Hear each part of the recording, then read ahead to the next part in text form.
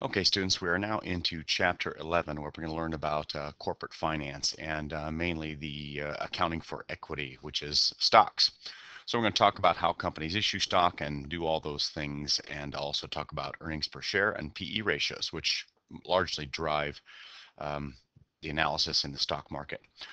First of all, we're going to talk a little bit about corporations and how they're different than sole proprietorship or a limited liability partnership.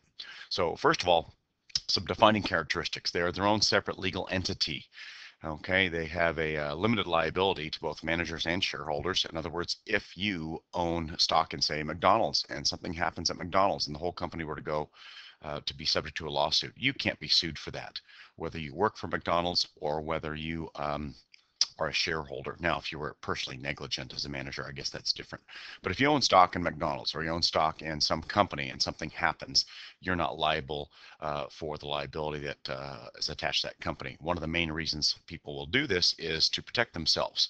So if you are even even if it's a private corporation, not publicly traded, that's another reason to incorporate, is that your personal assets can't be seized or taken in most cases. The ownership can be transferred easily, right? If you're a sole proprietorship and you want to sell your business, it's complicated. There's different questions about how to value it. Corporations are valued all the time. Recently, there's been a lot of talk about Apple becoming the most valuable company in the history of business. That was not something people foresaw just 15 years ago, in the late 90s, when Apple was kind of on the ropes. In fact, ownership of publicly traded companies on the stock market is happening all the time. Ownership is traded every time a single share of stock is bought or sold. That's a change in ownership. Another key detail about corporations is that they have a continuous life. In other words, the corporation survives the death of its owners. And so if there are only a couple of owners, the corporation still goes on. All right. Shareholders don't get to manage the corporation, but they do get to vote on the board of directors. They do get to voice their opinion at shareholder meetings. They don't get to manage it directly, but they do get to say, they get to have some say in the corporation's goings on. Shareholders aren't mutual agents like a partnership. If you were, say, a partner in a law firm, you have a much, much stronger say in an LLP, limited liability partnership, than you would as a shareholder.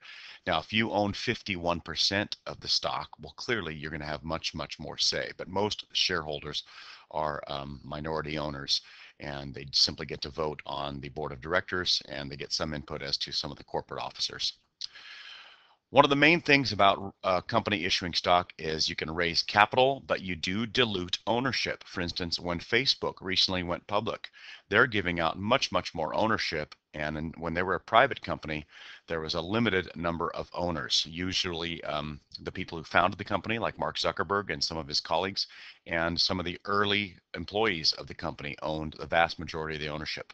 There's some venture capital companies that helped fund the company's origins, and they have ownership as well. But once it becomes public, that ownership gets diluted and your slice of ownership gets smaller, but hopefully you still earn money because the total value of the company should grow when you issue stock. Typically, you're doing it to grow, for growth. Okay. Obviously, corporations are subject to quite a bit more of government regulation than a sole proprietorship, and we should expect that. Most corporations are subject to double taxation. In other words, what the company earns is taxed at the corporate tax rate. And that was a huge topic in these recent presidential debates here in 2012. But once the corporations pay their tax, then actually you pay tax on dividends. People who earn dividends that are shareholders of the company, they also pay taxes on their dividends. That's what they mean by double taxation.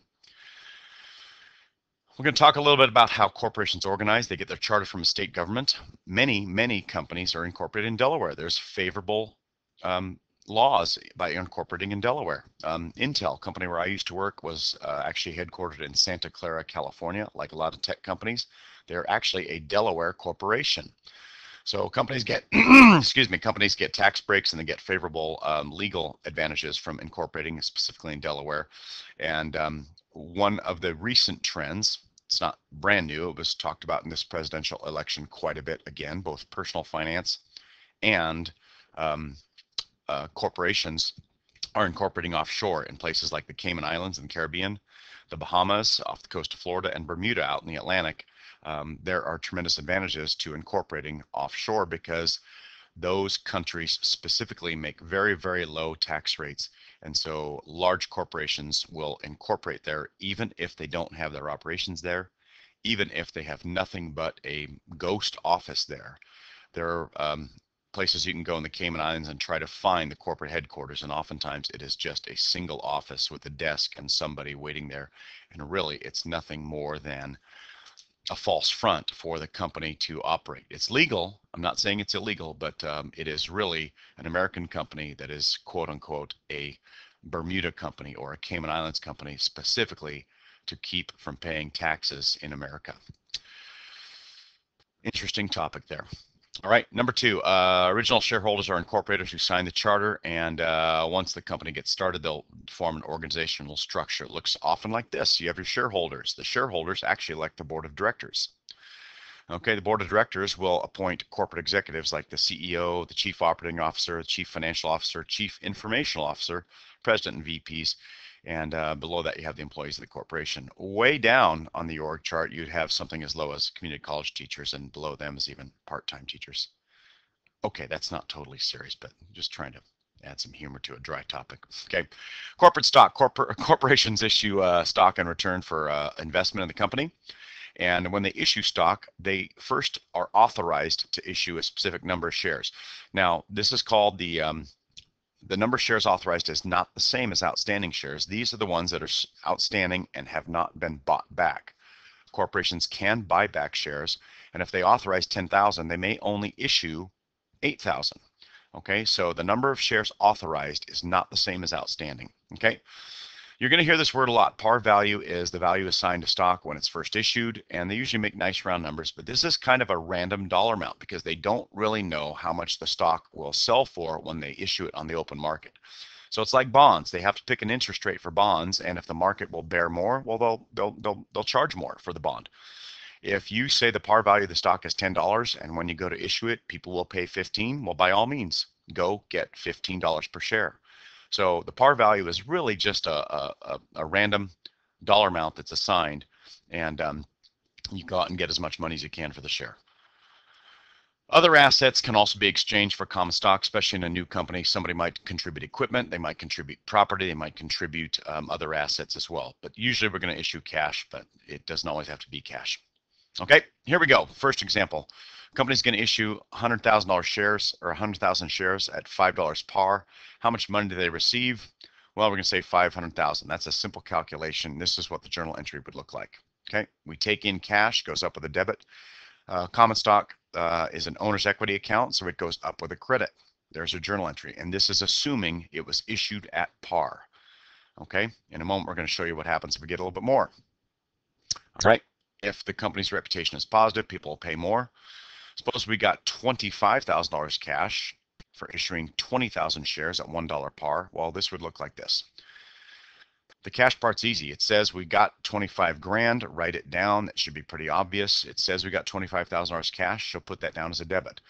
The common stock really though is only 20,000 shares times $1 par value, so we only can credit 20,000 here. The remaining 5,000 goes into an account called paid in capital.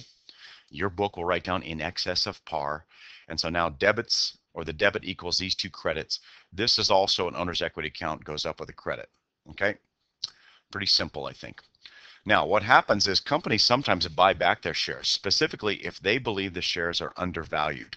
So when they buy it back, they'll put it in what's called treasury. So this would be treasury stock, that stock that the company's issued once or more, bought back, and is still holding. They have not reissued it. Okay, so here we go. Company purchases 25,000 shares. It's going to put them back into treasury at a market price of 30. We bought them at $30 per share. So the stock price has gone up a little bit. Okay. Show the journal entry for this transaction. Well, you bought 25,000 shares. We paid $30 per share. You got to do some math there. So this comes up to be $750,000 if you simply multiply 30 times 25.